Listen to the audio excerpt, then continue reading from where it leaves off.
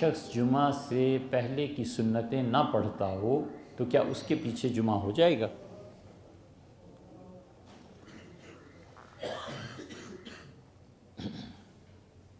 تین باتیں، جمعہ ہو جانے میں تو کوئی شبہ ہی نہیں۔ اگر آپ یہ کہیں کہ سنتیں اس کے لیے فرض کے درجے میں ہیں تو اس نے اگر اس دن فجر کی نماز اگر نہیں پڑھی تو کیا جمعہ نہیں ہو جائے گا؟ جمعہ ہونے میں کوئی شبہ نہیں۔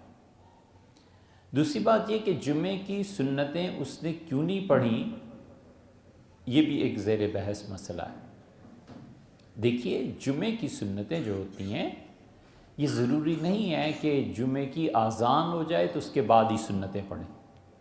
اچھی طرح سمجھنا چاہیے کہ جمعے کی سنتوں کا تعلق نصف النہار سے۔ یہ آپ دیکھیں نقشہ، مسجد میں جو نقشے ہوتے ہیں اوقات کے، اسے ذرا دیکھیں۔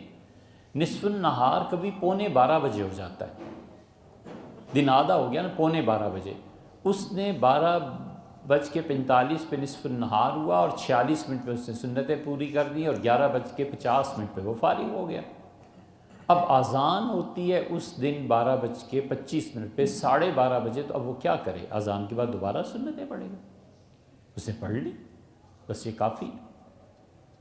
تو اس لیے ہر جگہ یہ نہیں سوچنا چاہیے کہ جو کچھ ہم دیکھ رہے ہیں یہ صحیح ہے، اس کے پیچھے ایک حقیقت ہے اور وہ علم ہے۔ جب نصف النہار ہو گیا نا، اس کے بعد کوئی بھی آدمی سنتیں پڑھ سکتا ہے، چاہے مسجد میں اذان دیر سے دی جائے جلدی دی جائے، ان کا اپنا نظام ہوتا ہے۔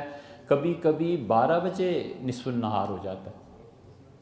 آج نصف النہار ہو رہا ہے 11:12 پہ۔ اب سردیاں ہیں نا، دن چھوٹے ہو گئے، گرمیاں آئیں گی، دن طویل ہوتے چلے جائیں گے، تو نصف النہار کے بعد سنتیں اس نے پڑھ لی۔